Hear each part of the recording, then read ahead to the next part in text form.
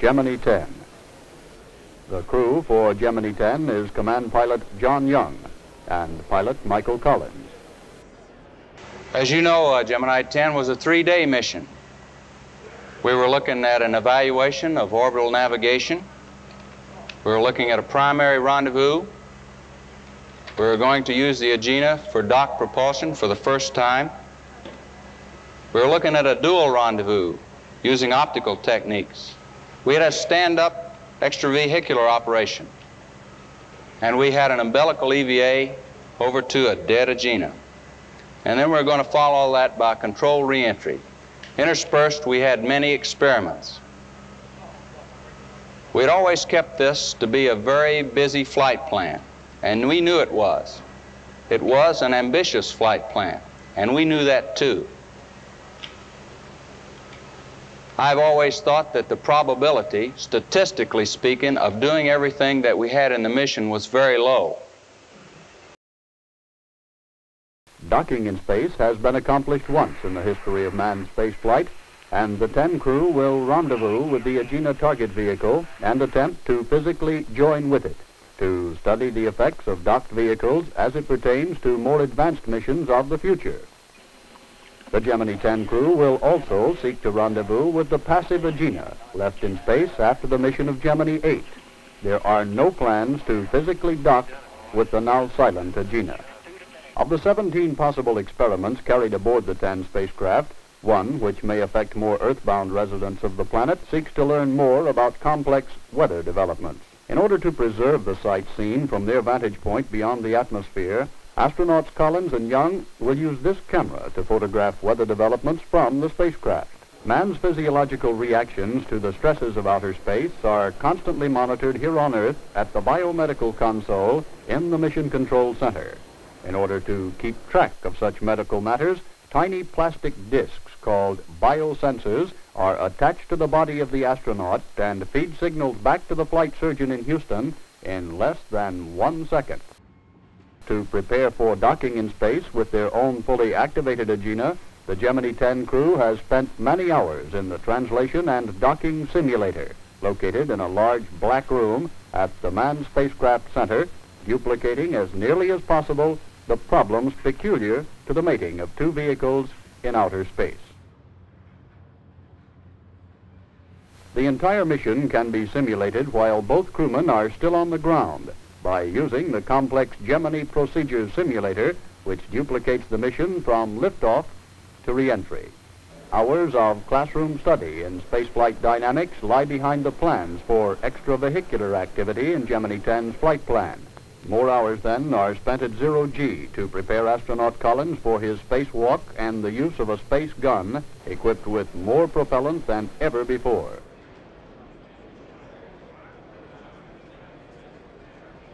The flight plan now calls for Collins to open the spacecraft hatch 3 times. First, to take pictures at night, second, for his daylight walk in space, and finally, to discard unneeded items.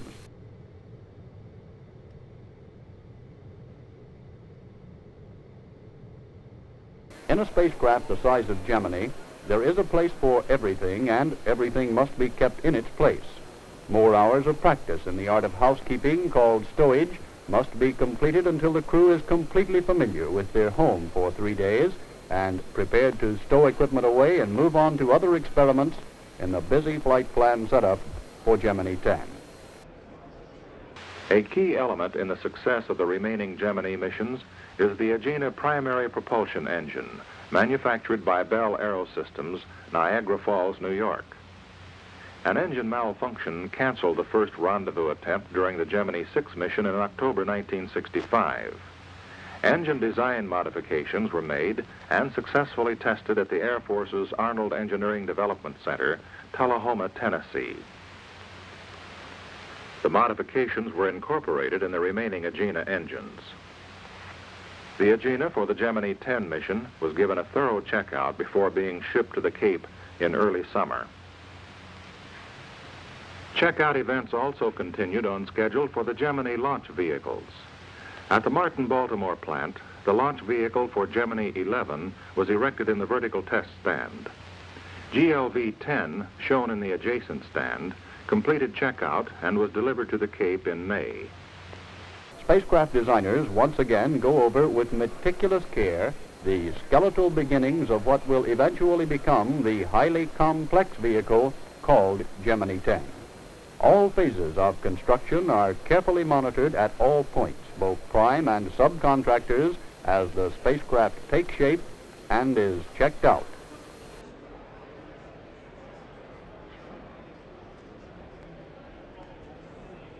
Then, when all is ready, carefully wrapped and shipped to the Cape Kennedy launch facility, lifted and joined to the Gemini launch vehicle, it stands ready to carry 2 men into space. 6 weeks after the launch of Gemini 9, a simultaneous countdown of 2 spacecraft was underway on July 18, 1966 at Cape Kennedy. The final countdown of the Atlas Agena and Gemini 10 takes approximately 11 hours of integrated operations. It involves such major areas as the crew, space vehicles, control centers, tracking network, and recovery support. And on this launch day, the count was the smoothest experienced in the Gemini program. There were no holes. This is Gemini Launch Control, T-minus 166 minutes. Correction, T-minus 106 minutes, 39 seconds and counting. All still going well. Just about a minute ago, those 2 hatches on the Gemini 10 spacecraft were sealed.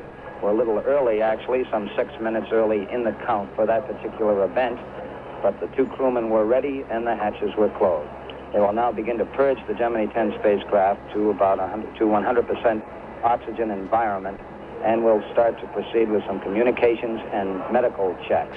All systems still looking good. T-minus 106 minutes, 7 seconds and counting. This is Gemini Launch Control. I'm 9 minutes away from the Atlas Agena liftoff. In the blockhouse of Complex 14, the launch director is now going through a final status check of all systems, and they're reporting go. We are in a go condition also at Launch Complex 19, where astronauts John Young and Mike Collins are making some early checks in the Gemini 10 spacecraft. All systems looking good at this time. The Agena spacecraft has just gone on internal power. T-minus 103 minutes, 11 seconds and counting. This is Gemini Launch Control. This is Gemini Launch Control, T-minus 97 minutes, 43 seconds and counting. Some 2.5 minutes away from the planned Atlas Agena liftoff. All systems still looking good at this time. 5, 4, 3, 2, 1, ignition. And we've got a liftoff at looks like 46 seconds after the hour. On July 18, the Agena Rendezvous vehicle for Gemini 10 was launched at 2:39 p.m. Central Standard Time. The trajectory is good, and so is range safety.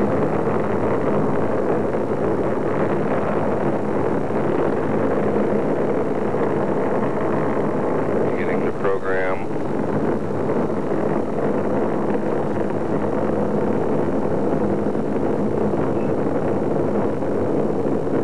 Plus 40 seconds.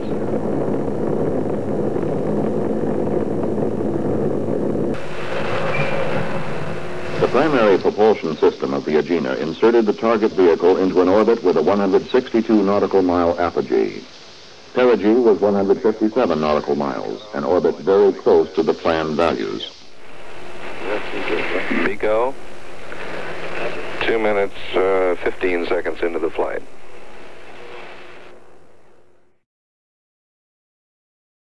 Astronaut John Young, command pilot of Gemini 10, and pilot Michael Collins now had an orbiting target for their primary objective of rendezvous and docking.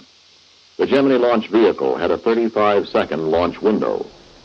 It must launch within 35 seconds of the planned time today in order to meet the mission or be scrubbed.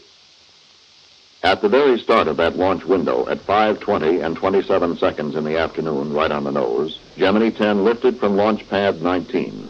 5, 4, 3, 2, 1, 0. Ignition. Ignition as we go.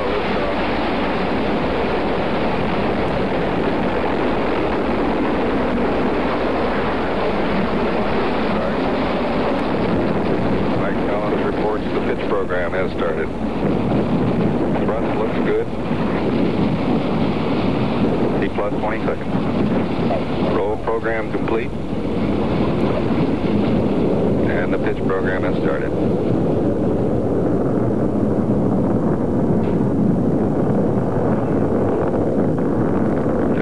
Seconds into the flight, Gordon Cooper advised the crew they're looking mighty good. From the start, it looked like a good launch. 1 minute, 30 seconds. Doctors at the aeromedical consoles noted that the heartbeat of this crew was the lowest of any mission. Both rates went slightly over 100 beats a minute at their peak during launch. They fell to a low in the 80s, scarcely more than the beat of a man at his desk doing routine work.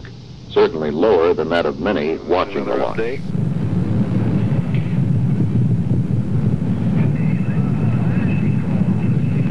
And we've got first stage cut off. Flight dynamics confirmed staging. And second stage thrust looks good.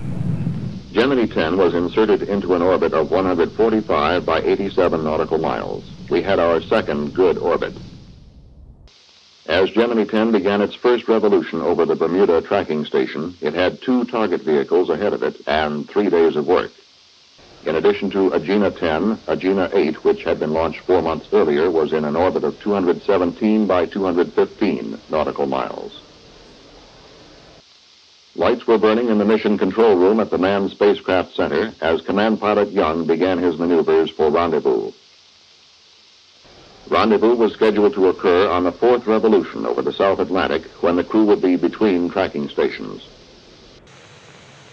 An Agena Target Vehicle and the Gemini 10 spacecraft were launched almost precisely into planned orbits. A rendezvous was achieved in the 4th orbit, facilitated by the launch of the Gemini space vehicle at precisely the beginning of the 35-second launch window. During the first 5 hours of the mission, Mike and I were extremely busy evaluating orbit navigation and orbit determination and the primary rendezvous. This shows the Agena when we finally got there. It's a wonderful vehicle. The first thing we were doing was getting close enough to it to properly inspect it. At this point in time, it's done very gingerly. These films look like bad photography, but I'm afraid they're the way the human eye sees them too. And now you see a problem that is a real one in space flight. It's called the sun in the eyes. And notice that the target disappears. And when that happens, you apply a little aft thrust and hope that it reappears. It's certainly a real problem in space flight. Flying airplanes, you just zip around to the other side and get the sun out of your eyes. You can't do that in a spacecraft because we don't have the fuel. This shows the station keeping maneuver. What you do during station keeping is to look the Agena vehicle over very carefully. You inspect it from stem to stern to make sure that nothing has gone wrong during the boost phase. You look at the instruments on the status display panel, and you check the equipment over thoroughly to make sure that it's okay for the docking maneuver. We've taken many pictures of this because it's quite a sight, quite a sight. That vehicle is 26 feet long. It holds about 3,000 pounds of propellant, and we were awfully glad to see her. This shows a still, and it shows the effect of the vehicle. I thought I could explain this a little better while you can see it. That front part is the docking cone where we insert the nose for docking. That top long antenna is a dipole antenna which radar locks onto a cooperative transponder. And the engine, which you can't quite see, is on the back end. The vehicle is parallel to the Earth's surface right now. Notice how it looks like it's tilted up at the end. That's due to horizon dip. At an altitude of 160 miles, it's 16 degrees between a level attitude and the horizon. It's way down there. The crew received a go for docking from the coastal sentry Quebec, a tracking ship stationed between the Philippines and Japan. After station keeping, Gemini 10 closed and docked with a target vehicle, the second time this has been accomplished in manned space flight. Here again, it's not possible to see the entire Agena. This is pretty much the way your eye sees it. The sun glints off the corner of it, and this is the only detail that the picture picks up. This docking is an extremely precise maneuver. The alignment must be nearly perfect in order to bring the two vehicles together successfully. John really made it look easy, as a matter of fact. He lined right up, and on the first try, we glided right into the center of the docking cone. And at that point, the Agena took over and literally engaged the forward nose of the Gemini and pulled it in until the Gemini was tight against the front end of the Agena. We were really glad to be there. We felt like we'd really arrived at home. Docking occurred in the Western Pacific. It was reported to Hawaii at 5 hours and 59 minutes ground elapsed time. The primary objective of the mission has been accomplished. The large dipole antenna, as John explained, is attached to the Agena. Then the small bar, which you see in front of the dipole, is the front part of the Gemini. It's called a docking bar, and it's used to assist in aligning the two vehicles. Just on the other side, just between the dipole and the docking bar, there is a small status display panel, and this is a source of information as to the Agena systems. Prior to docking, we had checked this panel, and it had told us that the Agena was in the proper configuration, that all the necessary lights were lit, and that the unnecessary ones, or the bad ones, were out. What you're seeing now is the bending mode test. As I said before, it took a great technology to bring these two vehicles together. And we had a test designed to evaluate the structural integrity of the mating joint. This was done over a station, and the TM from that station recorded the bending frequencies from accelerometers. And we could see then, just as you can see, that there was absolutely no movement in that joint. That vehicle was steady as a rock.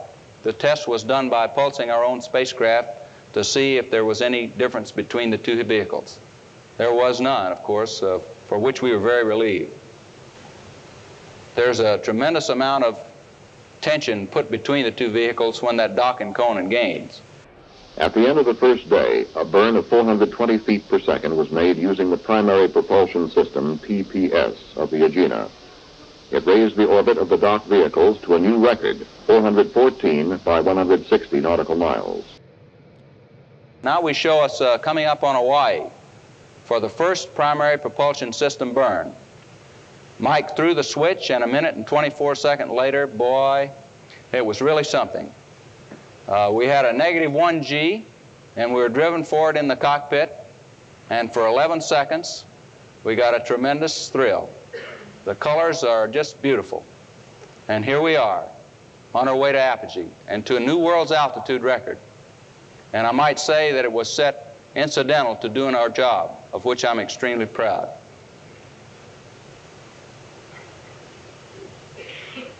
This is made with a 70mm camera, which gives a little more detail than does the 16mm. This shows the thrust tail-off after our first PPS burn. And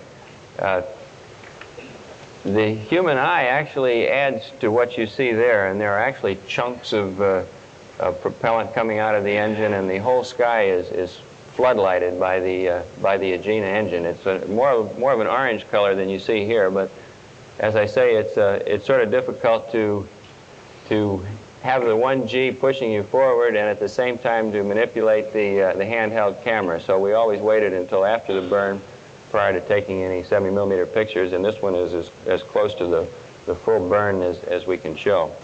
Here you can see some of the sights we saw near apogee. This is Hurricane Celia.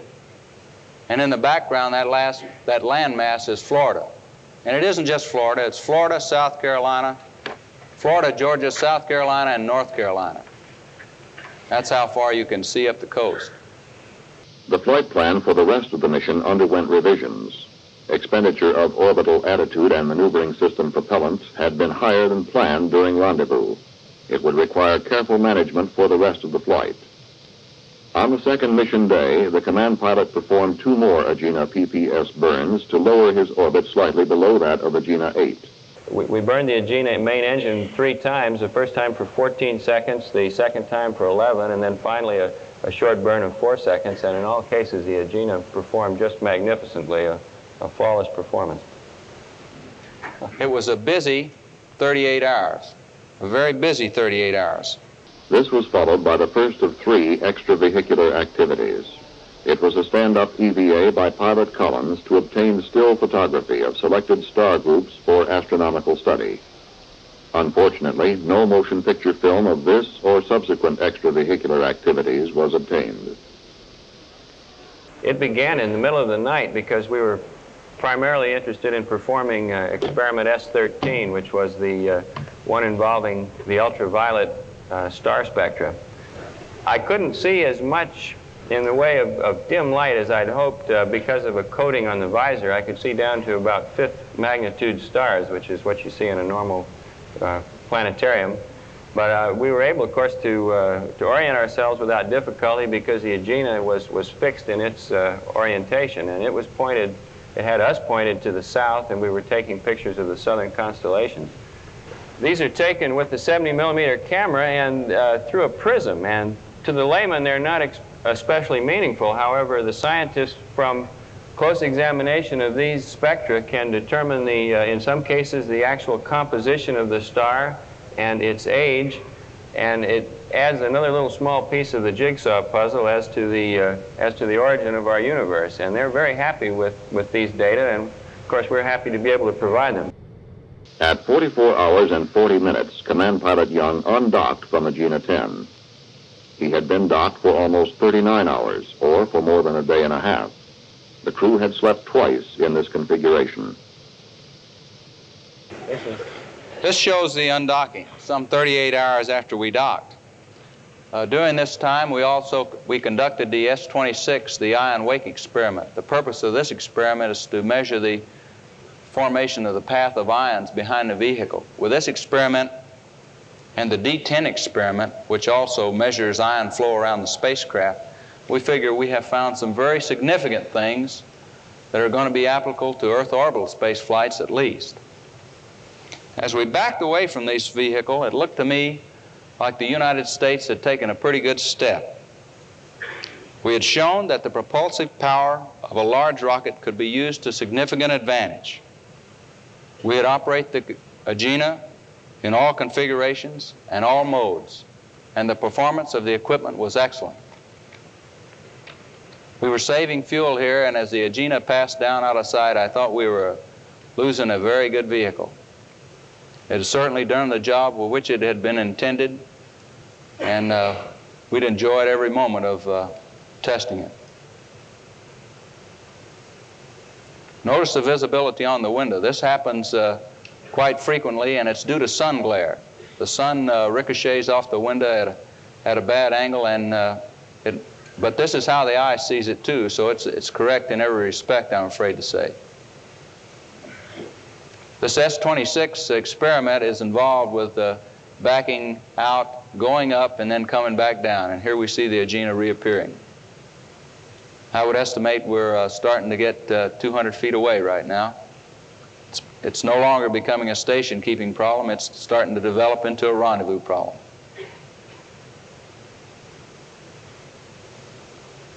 Two revolutions later, the 30th, Gemini 10 reported that they were station-keeping with Agena 8. The Agena from Gemini 8 was still orbiting in space. After its first mission, its main engine had been fired by ground command to boost it to the higher altitude. This rendezvous was achieved with a passive target by optical means and backup ground computations. Another space first was achieved when astronaut Collins left his spacecraft to retrieve a micrometeoroid experiments package from the Agena. This he was able to do despite the fact that an attack of eye irritation had cut short his stand-up EVA the day before. John flew a position below the Agena so that as I stood in the hatch, I was approximately 5 or 6 feet below it, and it was up above me at a 45-degree angle. When things looked good, by that I mean when we were exactly stabilized, I then left the Gemini for the first time. I just gave a slight push with either hand and floated or sailed or walked or swam or whatever over to the Agena and grabbed the front of it. I grabbed the docking cone, which we use to to plug in with the Gemini during the normal docking sequence. I ensured that I didn't slip off by reaching down in between the docking cone and the main body, and there I found some wires and other nice handholds that I used in again, hand-over-handing around to where the S10 package was, and then without further ado, I plucked off the S10 package, which is simply rode up out of a little slot which contained it, and then returned to the Gemini. This time I came back by pulling in hand-over-hand on the umbilical, because this is another mode of operation which we were interested in exploring. Flight Director Lunny ended the EVA after 36 minutes, 2/3 of the planned time. The objective was to save propellant scheduled for final orbital changes and retrofire preparations. Now I have some pictures here of this S10 package. This is the actual one which we brought back from the Agena. It had been up there since March. You can get some idea of the size of it, and those 4 squares are the test panels, which the experimenter hoped would be bombarded with micrometeorites. And the next slide shows one such bombardment. I don't have the final count as to how many of these there are.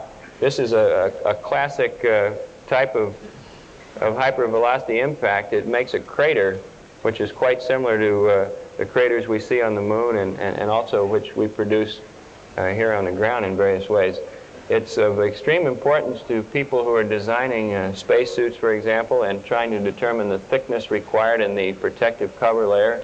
It's also of great value to people who are designing camera lenses, which must stay aboard satellites for long periods of time and which are bombarded continually by these dust-sized particles. These particles, although they travel at extremely fast speeds, are typically very small size. This is less than 1 millimeter in diameter, so that you don't feel them. People have asked, well, how many did you feel hit you? Well, I felt none, and I don't think that I would feel one if one had.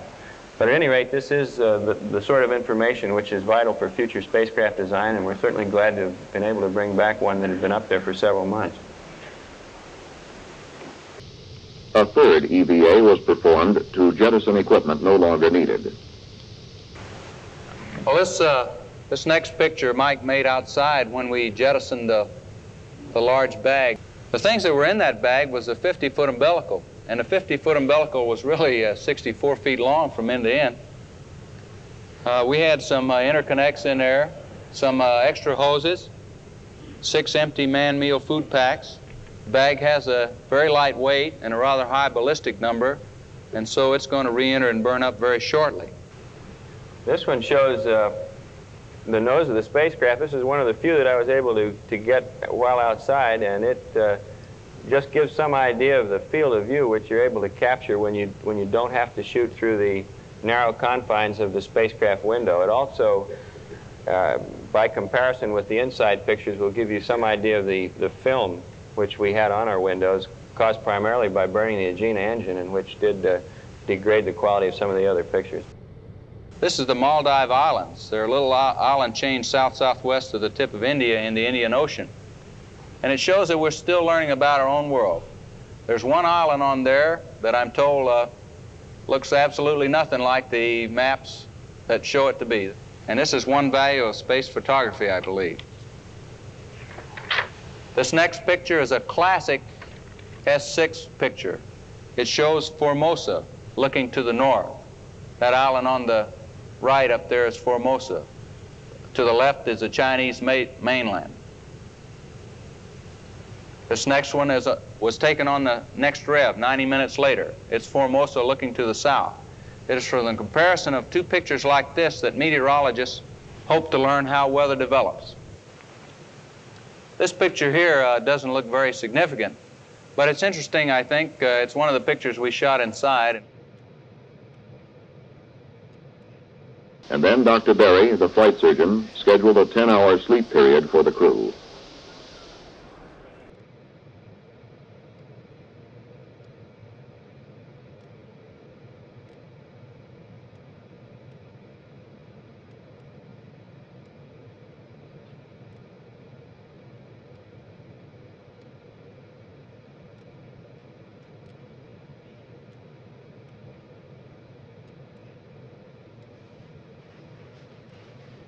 At the end of 3 days, virtually all mission objectives had been met, and the crew initiated retrofire and began the return to Earth.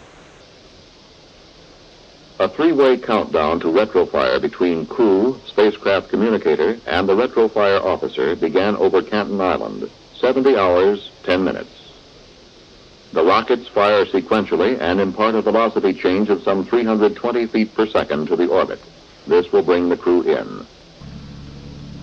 They were headed for the prime recovery area in the Atlantic, where the USS Guadalcanal waited. During descent through the atmosphere, the ionized wake of air surrounding the spacecraft was photographed by the crew. Well, here we are, reentry. This is just exactly how it appears in the real world. At first, those little ions start looking nervous, and then they blush. They turn orange. And you can see that little tuft at the bottom, which is around one of my RCS thrusters. So it shows when John's firing the thrusters when you see that tuft move. Now business is picking up. The ion flow is starting to get heavier. We're flying modified full lift to correct for out-of-plane error. And the ablative material is going to start coming off in small chunks going past the window.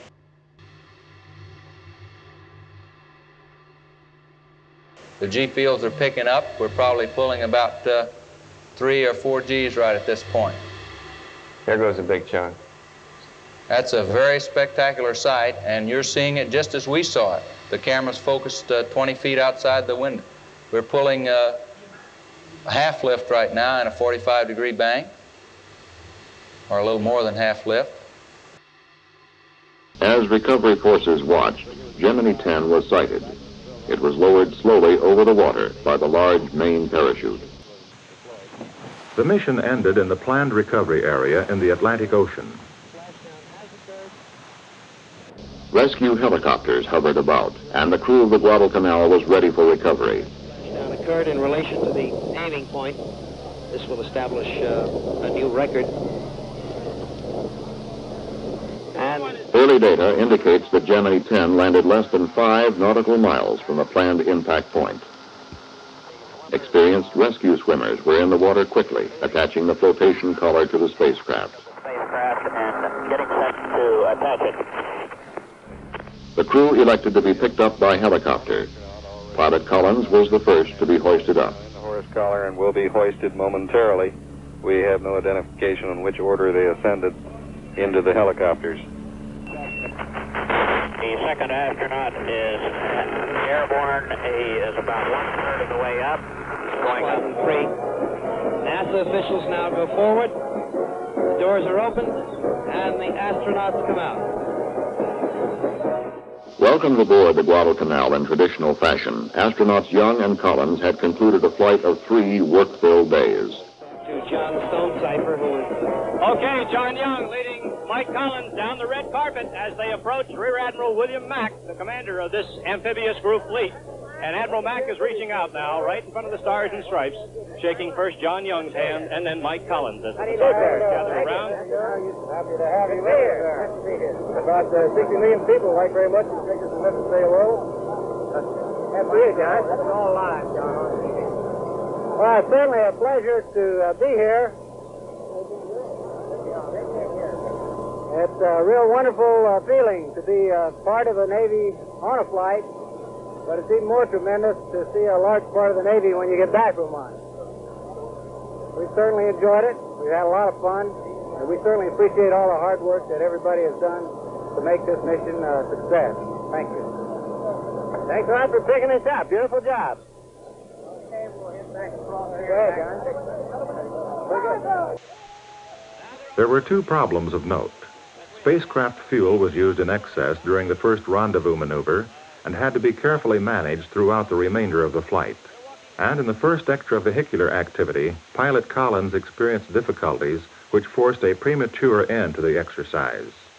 Otherwise, at the end of 3 days, virtually all mission objectives had been met. Rendezvous with an Agena Burns for the Agena propulsion system, 3 extravehicular exercises by Pilot Collins, rendezvous with an Agena from an earlier mission, the recovery of a micrometeorite collection device from that Agena, and experiments for several sciences.